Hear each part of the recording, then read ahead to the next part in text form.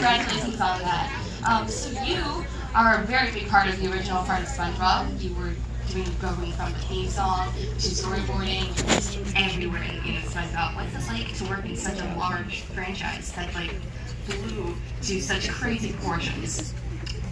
Well, when we started, it was not obviously as big as it became. It didn't really blow up until we were about finished with the TV show. So we were making it just for us to make ourselves laugh, and there was a lot of really funny people involved. And then when we were finished the show, I was actually on vacation here. I think we had wrapped our last season, and we were gearing up for the movie. And I was down at the shore here, and at the seaside, I guess, where all the rides are.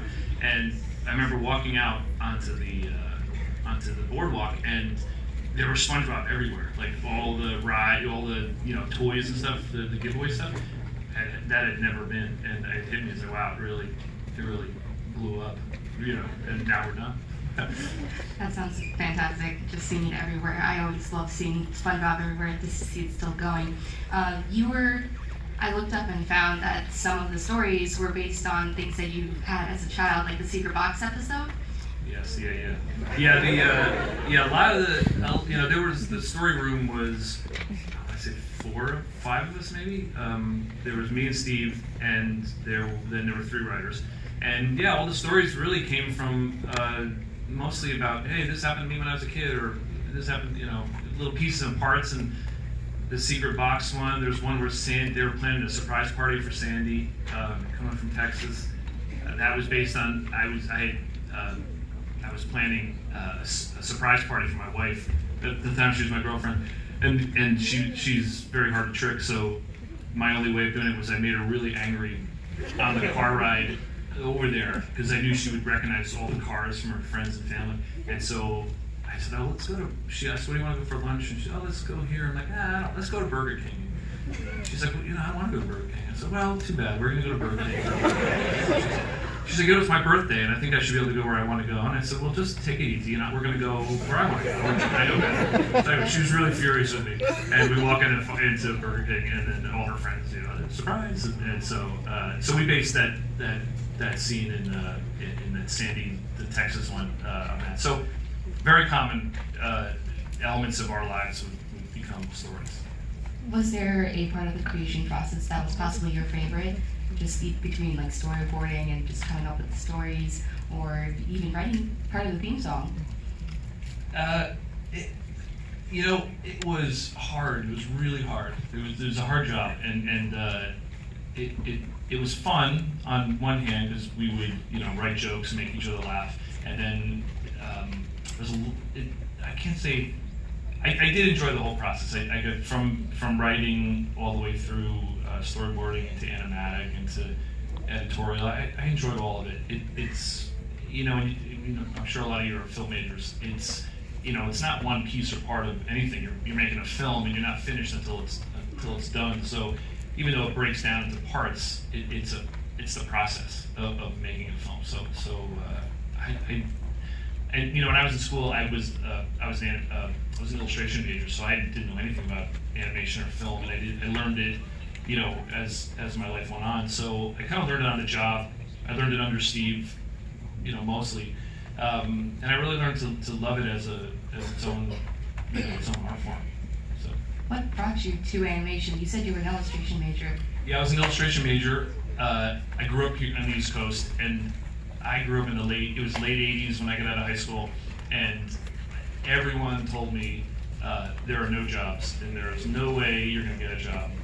And so that was just in my head all the time. And so I came to School of Visual Arts. It was the first day. It was the orientation, and there was a guy up front, and he was, talking about all the things that the school offered. And one of them was, and Disney comes and they recruit, and they pay to come down for an internship. And that was the first job I had heard anybody say existed. So that was my focus the whole 4 years, was to try to land that internship. So, and then I got it, and And then when I was down in Florida, someone said, oh, you know, there's an animation industry in California where they'll pay you to draw storyboards. And, I just kind of lucked in, I heard that. Okay, then I went to LA and just kind of found my way in. I got out of school just as Nickelodeon was starting. I think Aladdin was released that year. This is way back, right? So Aladdin was released that year. TV animation was before Cartoon Network. It was before Nickelodeon really was Nickelodeon. So it really exploded just as I was showing up. And so I landed at Nickelodeon. They were hiring anybody that could hold a pencil, basically, and got in, really early onto Rocco as a cleanup artist, and just worked my way up. I was at Nickelodeon for about 12 years, and that's and like that, I met Steve at Rocco, and he had gone to Cal Arts and was a film major and really understood animation, and so he had a really good sense of being a filmmaker. So I worked under him once we got to SpongeBob, and that's where I really learned just about story and just the whole filmmaking process. And now you're at Illumination. Can you tell us what you're doing there or what you're working on now? Yeah, so I'm at Illumination. They're the guys who do Despicable Me and the Minions and that stuff. And so I'm they have a department that's in their marketing department, and we do all the shorts. So anything that's not the movie. So it's commercials and it's short, little short bumpers. I'm working on a theme park ride, and the music videos we do. It's kind of sorry.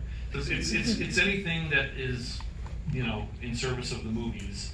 Some of them are commercials, which is not really what I come from. But then we get to do shorts. And it's all storytelling at the end of the day in filmmaking. So it's very similar. It's the same but just a little different. Is there possibly what is your possible favorite project that you have worked on so far? Since at Illumination, you mean? Anywhere. Oh. From going from SpongeBob to Rocco to Cat Dog to Illumination, anywhere in between there. Well, I think I would say, SpongeBob really was a highlight for me. I was really young. I think I did the pilot when I was 27, and we did the series while I was early 30s, and I think we wrapped the movie when I was 35. So it was really a perfect time. I was young, I had hair. It was really a perfect time in life. And it was all, we were all friends. We were all people that worked on Rocco, and so Steve hired people that fit into his sensibilities. And so it was I just felt like I was working with friends. It was very much like college. You have your friends, you hang around, you do stuff. It was really that, and it wasn't when SpongeBob ended and I went off into the real world and I started working at other studios. I realized oh yeah, it's not always like this. It's not always hanging out with your friends. It's most of the jobs are working for people you aren't friends with. And so SpongeBob really was a perfect time. I had a really good time at Cartoon Network. I was there for about a year and a half working on. They had a shorts program, so we were just doing our own pilots, and nothing went anywhere, but it was just a lot of fun to make our own films. And then the job I have now is very similar to SpongeBob. It's really fun. It's a good crew. I was able to hire a lot of people that now I was friends with, so they're in the staff, and I've met new people, and it reminds me of SpongeBob in that it's very comedy driven, and whatever's funny, whatever makes us all laugh is usually the thing that goes through. Have you been able to make things for yourself in the meantime while you're working? Like any sort of short films? Well, like I said, I started my dream was to be a comic book artist. So right early on, I would always be drawing my own stuff, but it was, mostly dumb superhero stuff. So my life now, my creative now is Instagram. I have an Instagram account. I just do my superhero stuff on that. But film, I don't do my own films. It's funny, I don't really see myself necessarily as an animator. I definitely don't see myself as an animator. If anything, I'm a storyboard artist. I would even think to, like the short we saw before was so great and fun and cute, and that's the kind of stuff that Steve came out of. He was a experimental animation major, and he loved and still loves. He loves like all like Bill Clinton and like all the kind of festival kind of people and funny people. And I came from a completely different way. I love Batman and I love the X-Men, and so it was an odd the two of us